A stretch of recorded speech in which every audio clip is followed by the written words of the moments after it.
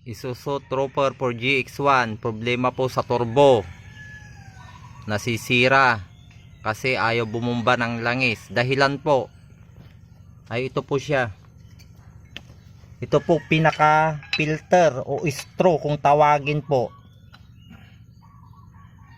Ito po, dito po sasakson ng langis. Ang problema po, nabaraduhan po ang filter, kaya wala na pong papasok ang langis. Karamihan po ito po natanggal namin. Mga extra po na silicone, bumarado po sa loob.